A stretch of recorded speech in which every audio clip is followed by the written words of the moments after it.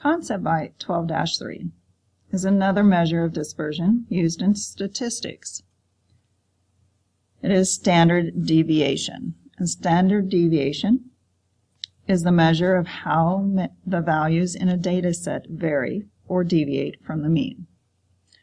We're going to go through a lot of terms here at the beginning, and then I'll show you how to work it. Not sure exactly what part of this you need in your notes and which part you don't. So we have our equation, which has all kinds of symbols you don't know right now. So let's go through the symbols and their explanations. So this one, that everything is equal to, is our sigma, and it represents the standard deviation. So when we get done with the right-hand side, we'll have figured out our standard deviation. This is a sigma also, but it's our capital sigma, and it represents the sum of a series of numbers. X is, just like we've used it before, is a value in a data set. X bar is the mean in the data set, and n is the number of values in the data set. So if we look at our problem, find the mean and standard deviation of each data set, round to the nearest hundredths. I have a data set 1 of 102, 98, 103, 86, 101, 110. The second data set, 90, 89, 100, 97, 102, 97. We're going to do it the long way first, and then we're going to learn how to put it in our calculator and make it a lot easier. So the first thing we do is write our data, our x values down of the 102, 98, 103, 86, 101, 110. And then we have to add them up because we have to find the mean. So we find the mean because if we add all these up, this equals 600. And my mean then is 600 divided by 6, which is 100. So then x bar is our mean. So I write down 100 next to each number. And then I have to take these two values, the x1 minus the x bar. I'm just subtracting. 102 minus 101 is 2. 98 minus 100 is negative 2, but since I'm going to come over here and square it, I can just put positive 2, because a negative 2 squared is still 4, and a positive 2 is 4 when it's squared. 103 minus 100, 3. 86 minus 100 is 14. 101 minus 100, 1. 110 minus 100 is 10. So then I come over here and I just square each of those numbers. So 2 squared is 4, 2 squared is 4, 3 squared is 9, 14 squared, 196, 1 squared is 1, 10 squared is 100. Now I add those all up, and they are 314. So now I'm going to put it into my equation. I have all the numbers I need. My sigma of x minus x bar quantity squared is 314. My total number of data points or pieces of information, that was 6. I'm going to divide it and take the square root of it. It's not hard now that it's put into this form. So 314 divided by 6, enter, and now square root, I'm going to go second my x squared key, and instead of typing it all in, you can go second, and down here at the bottom where it says answer, enter, and it will take and put the square root of 52.33 repeating, and I get 7.23.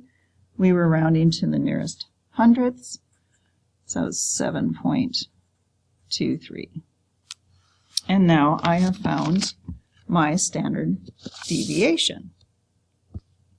Okay, so I said for the second data set we'd learn how to use our graphing calculator instead of doing it longhand. So we want to go second y equals to make sure our plot is on. So second y equals, I have my stat plot on, but I was just doing a box whisker graph because that's my next set of notes. So I need to change that. So I enter.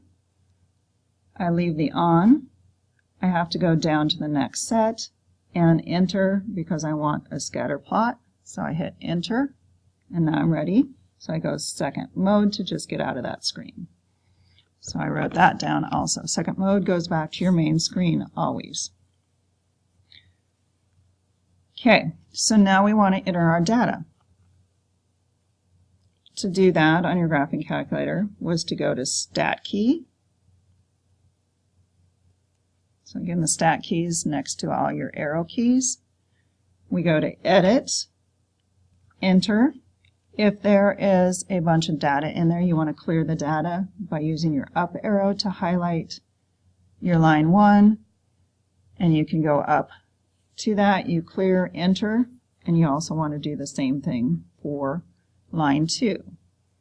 So up arrow until the L1 is highlighted, hit my clear, enter, and it clears everything out. Use my right arrow up so that the L2 is highlighted, clear, enter, and then everything is cleared out. So now we're ready to enter our data.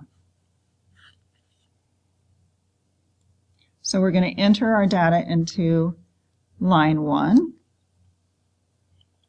So we had the 90, so 90, enter, 89, enter, 100, enter, 97, enter, 102. I can use my down arrow to enter it also. It just depends on which one you want to use. Okay, everything's in here. So now I have to go to Stat Calc, and that will take me so it has one bar's stats highlighted, and I enter twice. So I go to my Stat key again, go over to the right to Calc, see how it one bar stats is highlighted, enter, enter again, and I have all my information I need for my standard deviation. So my X bar was 95.83. My sigma X, my summation of all my X's, was 575. That squared we don't need. The S of X we don't need. The sigma X is our standard deviation, 4.8. And the number of terms was 6. And so our mean was the 5.75 divided by 6, which is the X bar. So we have all our information. X bar of 95.83. My sigma X, 575. Sigma being our standard deviation, 4.81. And the N equals 6. So my 4.81 is my standard deviation. If I go back to my previous number of standard deviation of my first set, it was 7.23. So set 1 has a higher standard deviation than set 2. What that means is if you look at the data, they always do this on standardized tests. Probably Ed Performance does this too, where your mean is your center term of 100. Your standard deviation of the first one was 7.23. So if you're one standard deviation away, you could have 107.23, or you could be lower one standard deviation at 92.77. If you're 2 standard deviations below normal or average, you're at 85.54. Or if you were 2 above, you would be at 114.46. And that's your standard deviation.